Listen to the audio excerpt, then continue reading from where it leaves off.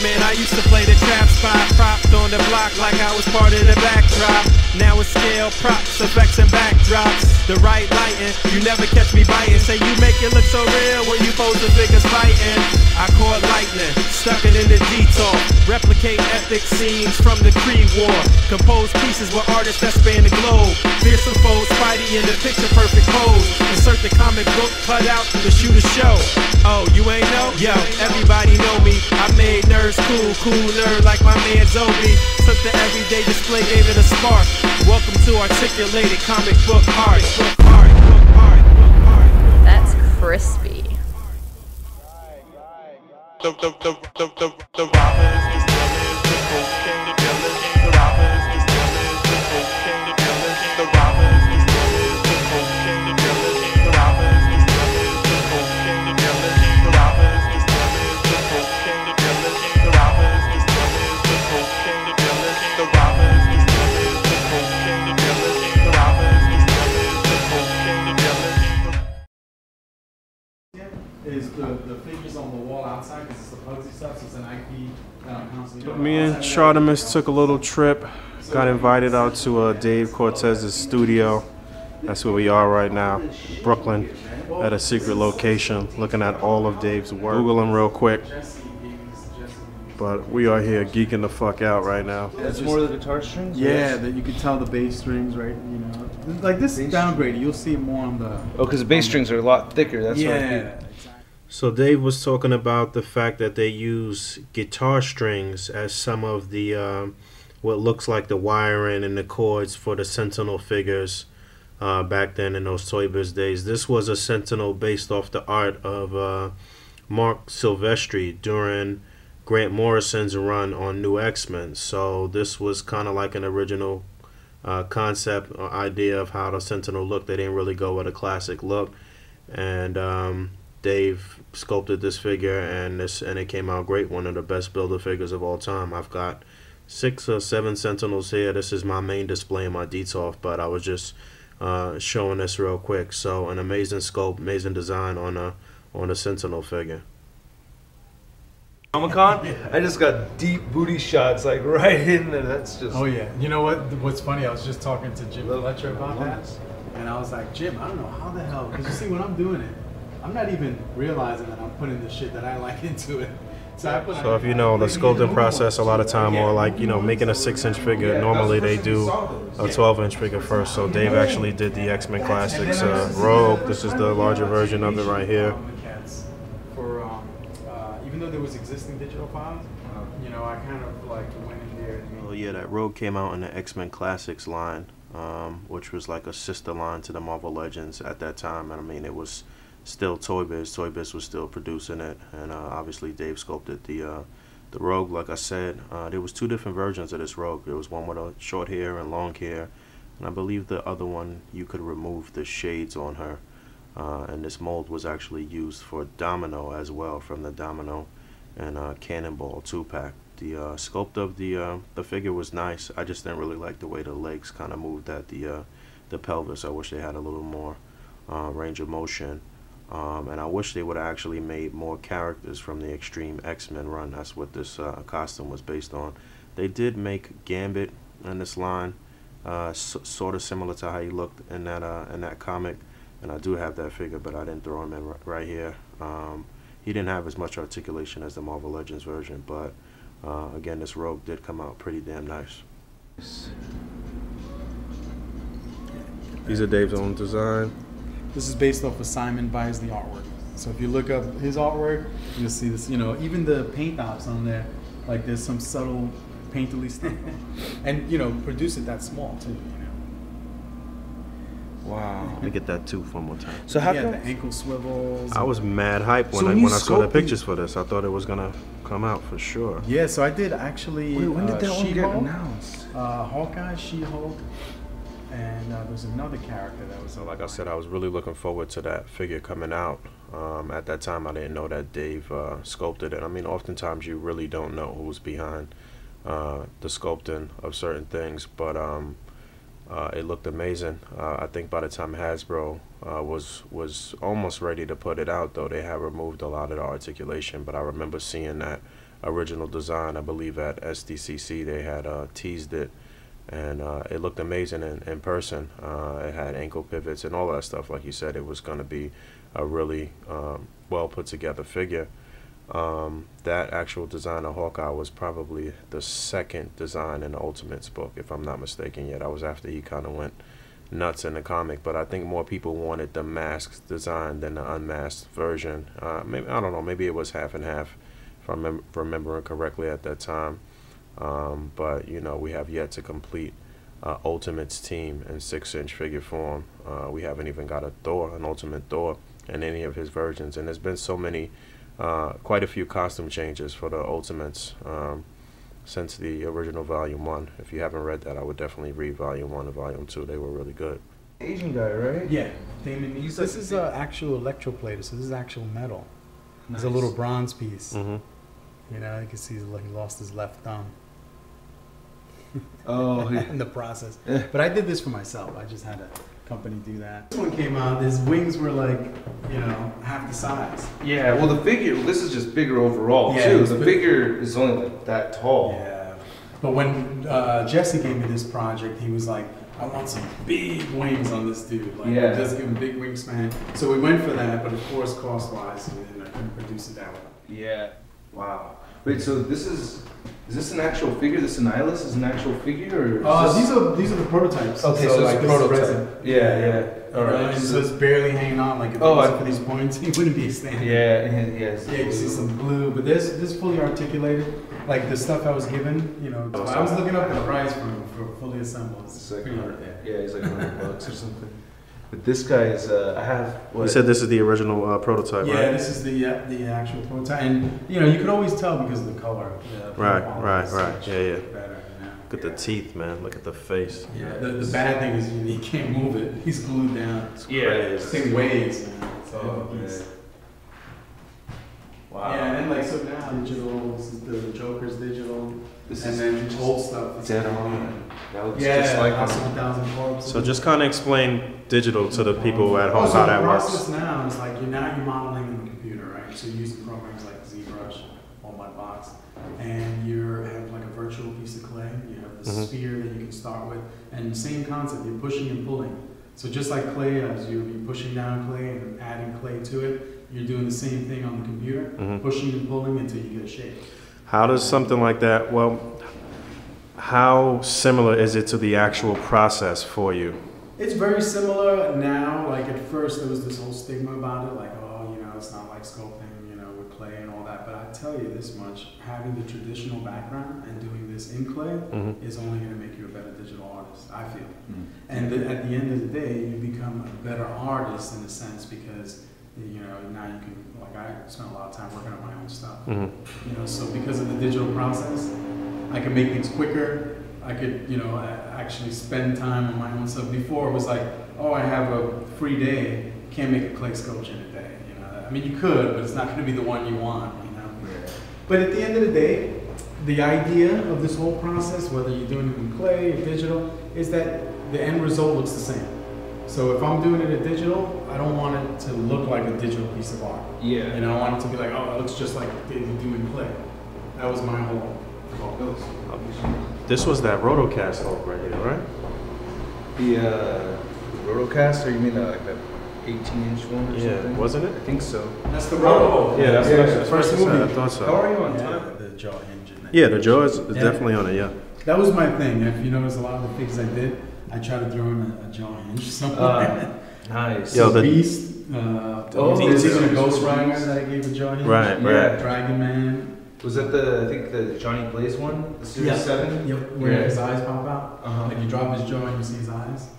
Did you see that one? I have it in the other one. Yeah. Function, you know? Yeah. Let's just add it in, you know? So that's how cool it was working with toys. They were open to things like that. Yeah. This was Scarecrow, right? Scarecrow. From which? This is from Ghost Rider. Okay. Yep. And, you know, there was like very limited reference on this guy. And then his face was like, just do whatever you want. So I was like, let me make the burlap sack stitches look like his teeth.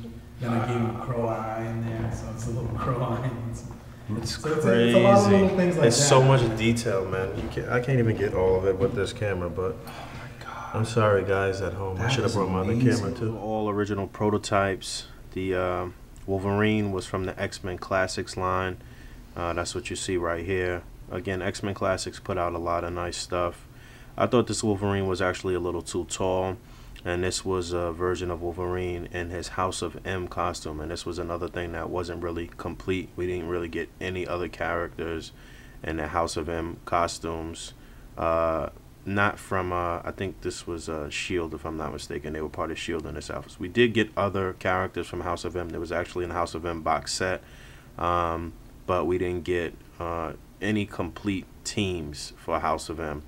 But again, this was Dave's sculpt and design. A lot of people use this head on different Wolverines and stuff now and chop this body up and, you know, use it for different things. But again, I thought this was a good sculpt. It was a good design. I really liked the House of M storyline. It was really cool. So yeah, again, my only gripes was the height of the figure. Too tall for Wolverine, and I didn't really like how the neck joint looked. It was kind of exposed when you tilt the head upward or down. Then you got to see the Pit Build-A-Figure, which to this day is still one of the best Build-A-Figures ever made.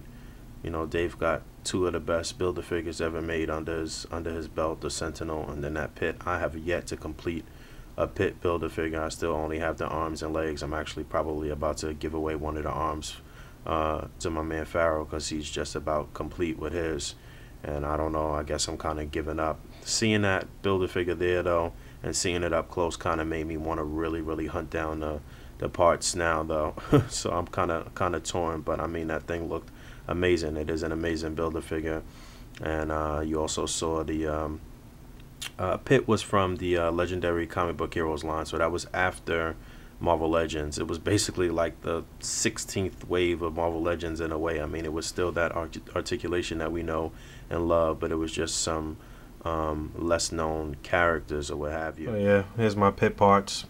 2 arms, 2 legs. That's it. Been holding on to this for a while. You also saw that Rotocast Hulk, which looks great, and Batman and Joker, and that clown dude, I forget his name, and the Dragon Man, which to this day is still an amazing figure. That actually came out really nicely. Not exactly how the original prototype looked, as far as the beige kind of color on the legs or what have you, but still the paint and design of that figure is amazing. It's still a really nice figure. And he was talking about the jaw movement and different jaw movements that he put on a lot of his figures, and the function on the Ghost Rider, the Series 7 Ghost Rider for Marvel Legends, where if you open the mouth the eyes pop out.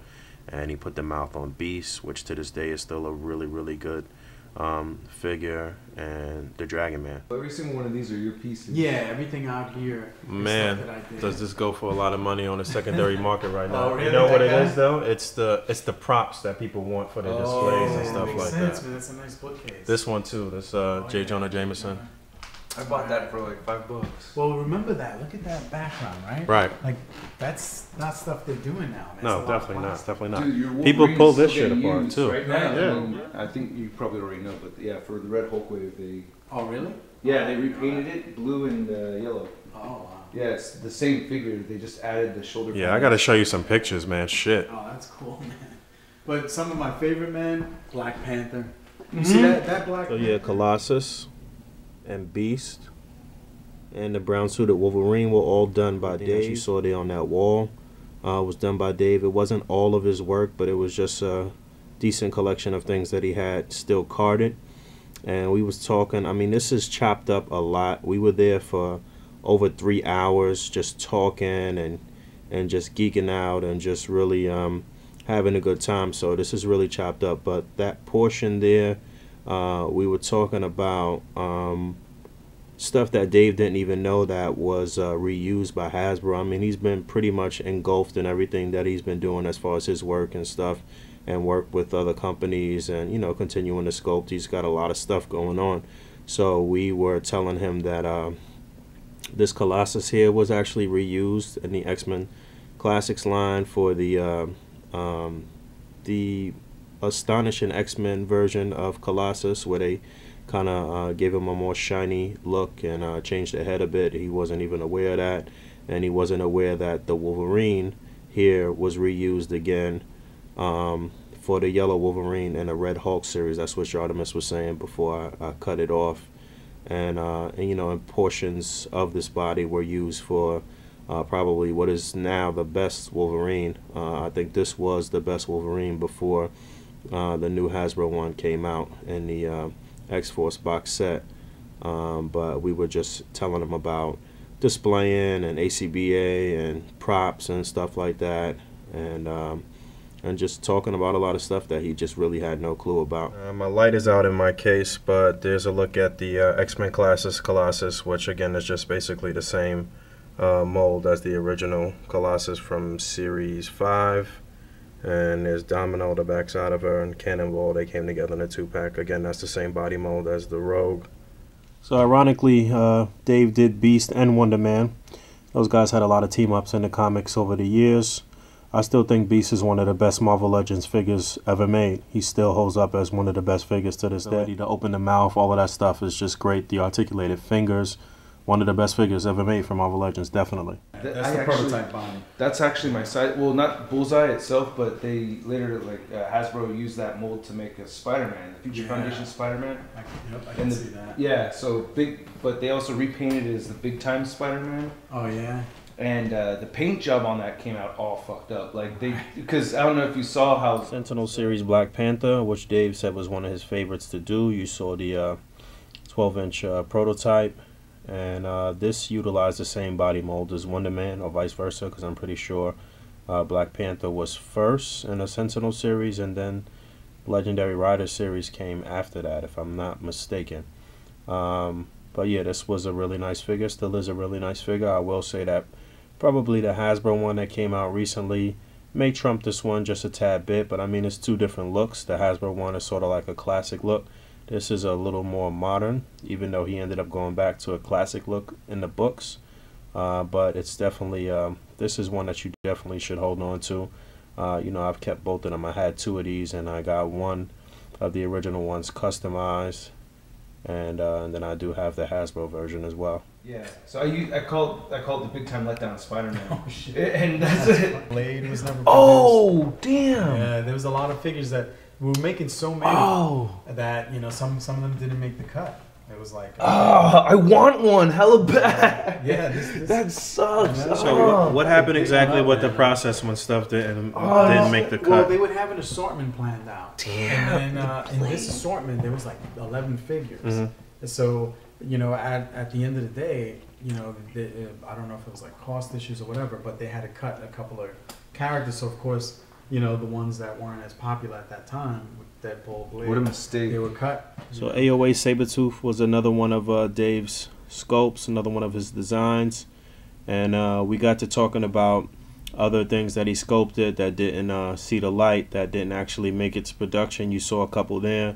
You saw that Deadpool. I think that was sort of in the style of how he looked in Cable and Deadpool, sort of a modern look.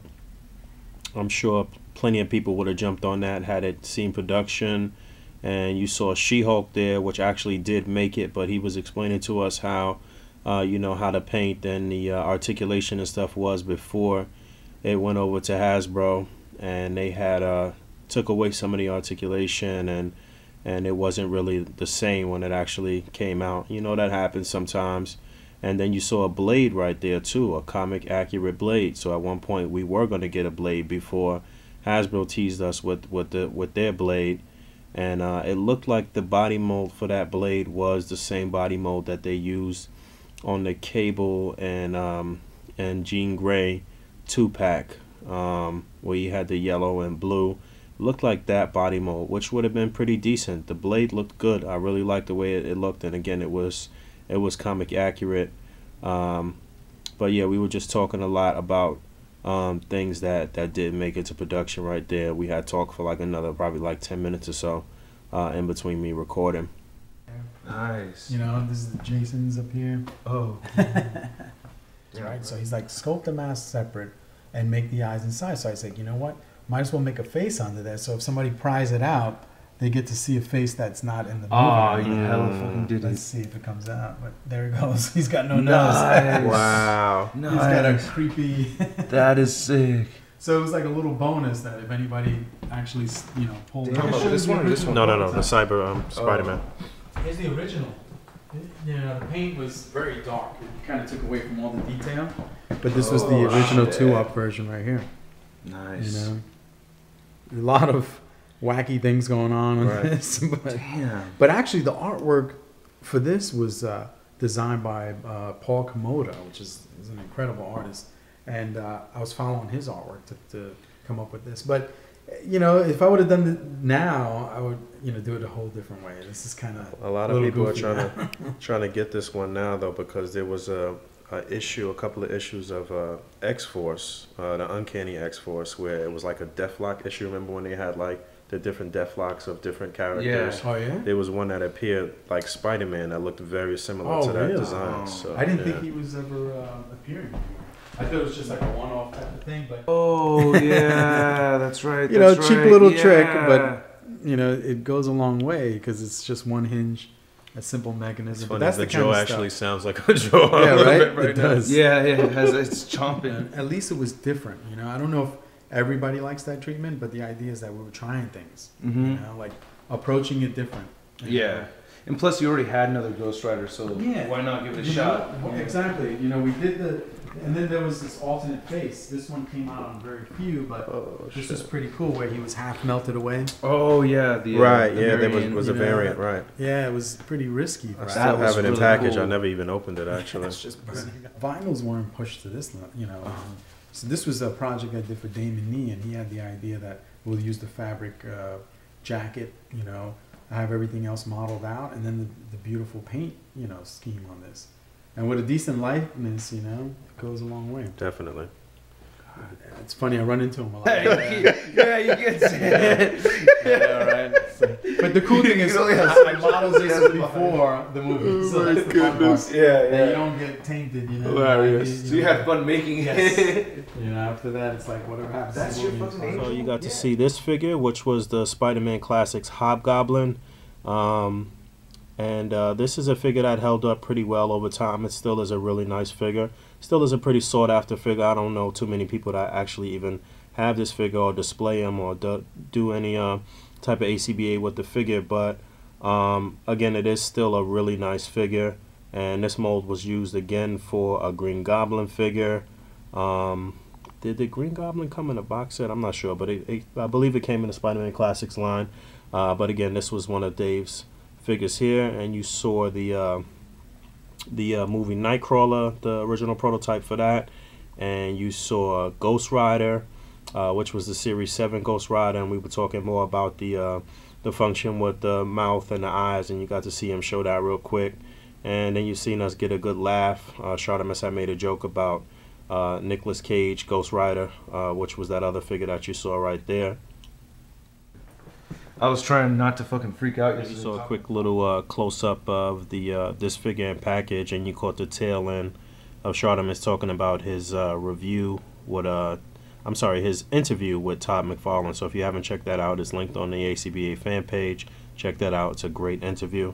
I saw this at Comic-Con a few years ago, and I was flipping the fuck out over this. Yeah, this was pretty awesome, man. That they could produce a piece this big, man. That is awesome. The tricky part with this, again, is like they had artwork, and the artwork, you know, he was leaning way back, and I was like, that's not the artwork, but it balances, you know.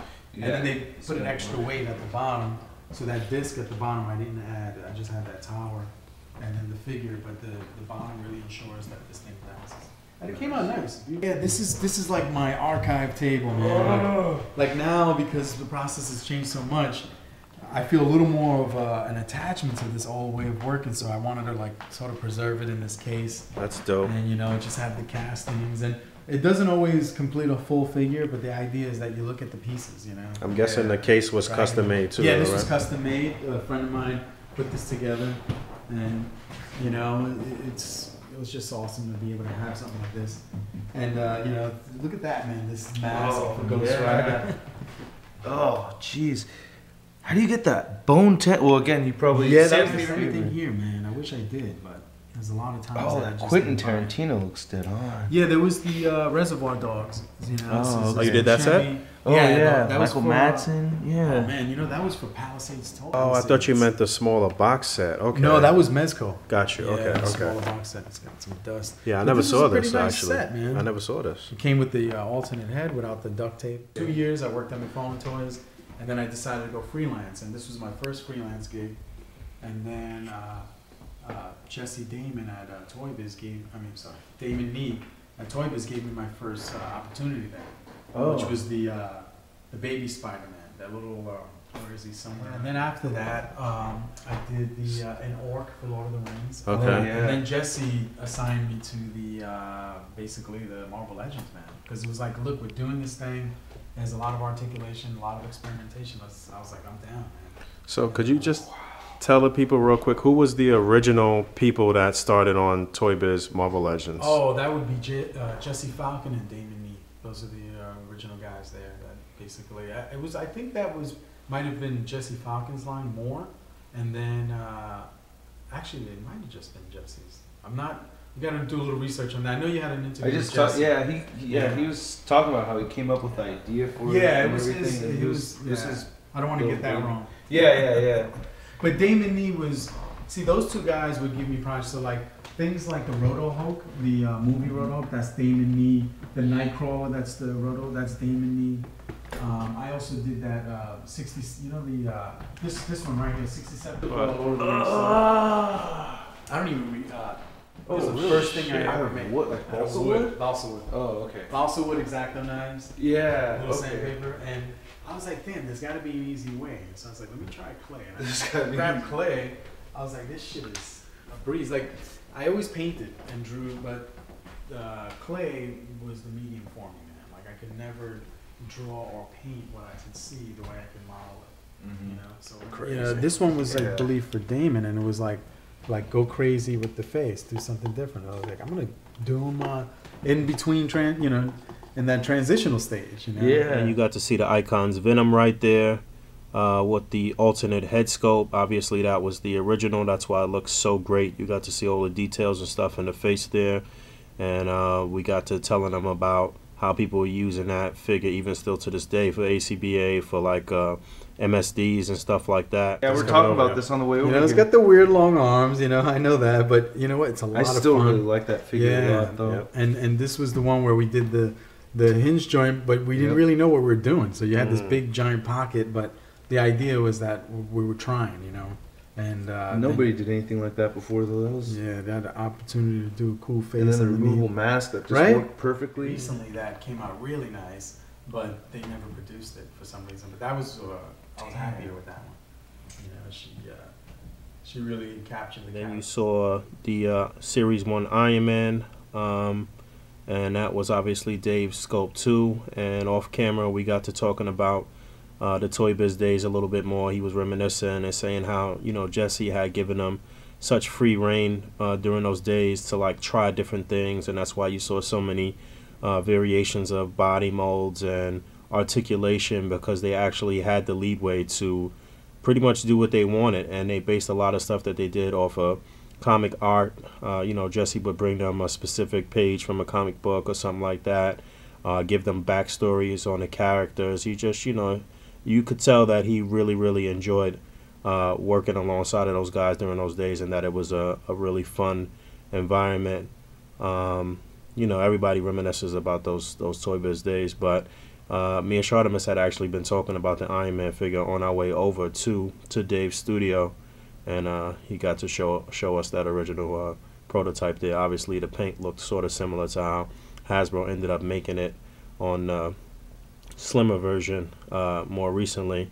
The paint that we got on the original one was kind of yellowish, but still to this day a pretty good figure. Me and Shardamus was talking about how the figure is sort of like the right size that you would think for an older model of the Iron Man suit. It does look like a actual person could fit inside of that suit. So even to this day, even though the arms are kind of long and what have you, it does still hold up pretty well. It has the clamshell, but no comic. And this was one of the test shots, basically. So he's. I don't think. Does he have it? Hey, the Stark is different too. I think the writing on the Stark is a little different. I'm gonna have to check that out when I get home. And Chartemis was right. The Stark sign originally was a little different. You see how it looks here in packaging. This is the variant from Series 1. But you can see that it is a little different. Look at that face. Yeah. That looks dope. That's actually... That Yeah, shit looks... That's a lot of detail. It on is, it. right? On that. Roto looks pretty amazing, man. Wow, so you did all these DC The collectibles? DC stuff is what I'm doing right now. So, You know, I do the Arkham stuff. I did the Dark Knight series. Damn, that's hella funny because I've been... That's a joint venture between me and Phil. I did Batman. That's Phil's Bane, right? Oh, that's both of you guys. Yeah, 'cause, yeah, you and Phil are my two favorite. Oh, awesome. Man. That's like... Yeah, let them know crazy what awesome, Phil we man. talking about. Phil Ramirez. All right, there we go. Phil He did Ramirez. Juggernaut, right? He Yeah, did Juggernaut, He did, Hulk. He did the first. He's Oh, the he one did that the did Series that 1 first Hulk. articulated Hulk, man. did he do the Series 3 Wolverine?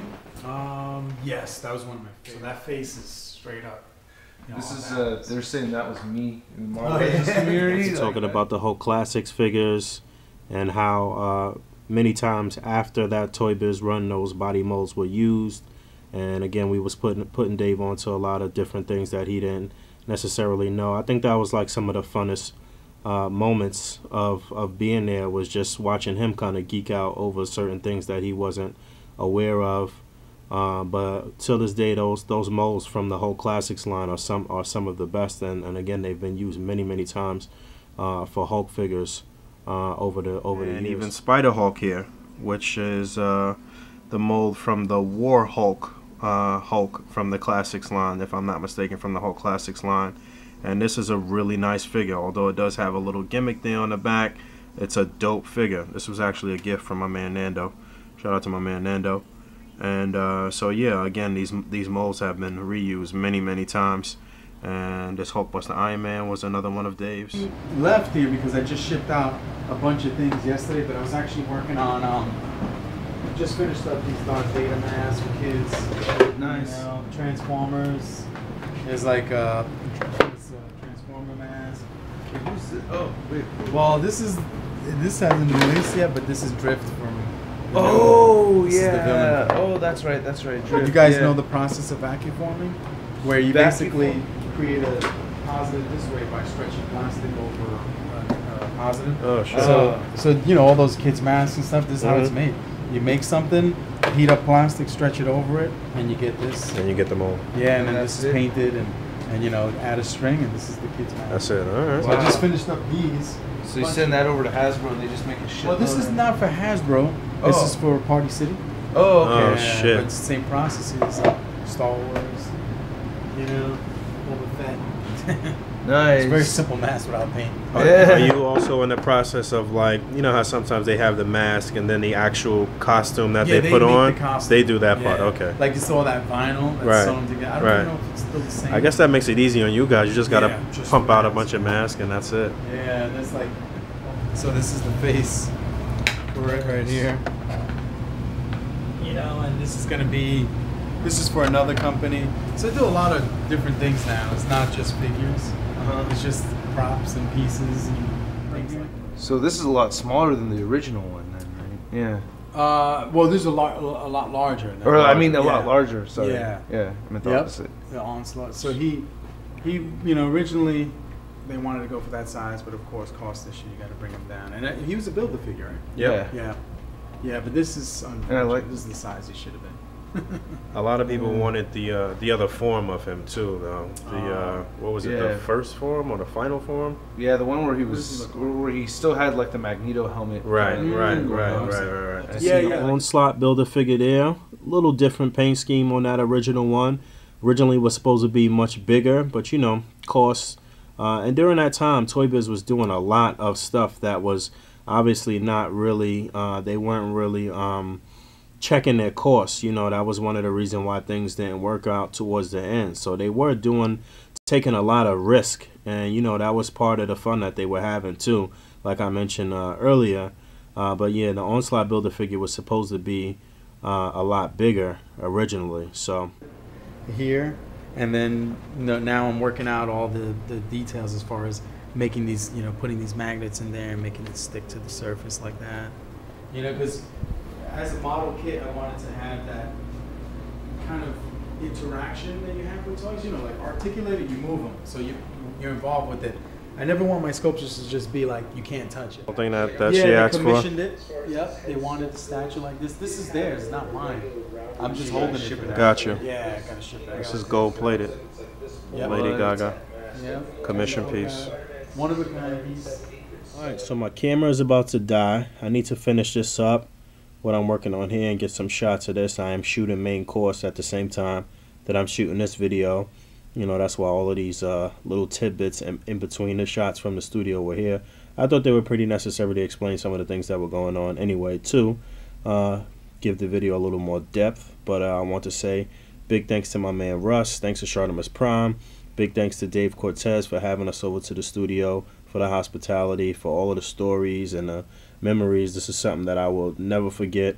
I mean, Marvel Legends is the line that pretty much reignited my passion for collecting, and I always had this dormant sort of desire to display on a larger scale and really take displaying and my displays to another level, and Marvel Legends made that possible. So this was a crazy treat to actually kick it with somebody who was responsible for that line. Obviously I've got to chop it up with other people who were responsible for those days. Dave Varner, and of course I've met Jesse many times, and this has just been an amazing experience over the past 4 or 5 years, meeting these guys and meeting a lot of people within the industry. But again, big thanks to Dave. This was an amazing experience. Nothing for the rest of that day could have topped what we did for the rest of that week, really. Like, I mean, we was just on cloud 9 leaving out of there. It was just like a crazy moment. So when I left there, I actually went back to Toy Fair, but I was just, like I said, nothing was really going to top that. Not to take anything away from anybody that I kicked it with at Toy Fair after that, but I did go to Diamond afterwards, and I went through the walkthrough, and then after that I was just mentally exhausted. I just went home because I wanted to start editing video and stuff like that. So yeah, I hope you guys enjoyed this video. Stay tuned for a main course in the next week or so, and that's pretty much it. Oh, look out for Shartimus's video too. He'll have some footage of Dave's studio. It won't be all of the talking and stuff like that. It'll pretty much just be a straightforward video of Dave's work. So I think Shartimus had his better camera too, so it'll probably be a little more cleaner, a little more crispy. So look out for that too. All right, talk to y'all soon. Peace. That's crispy.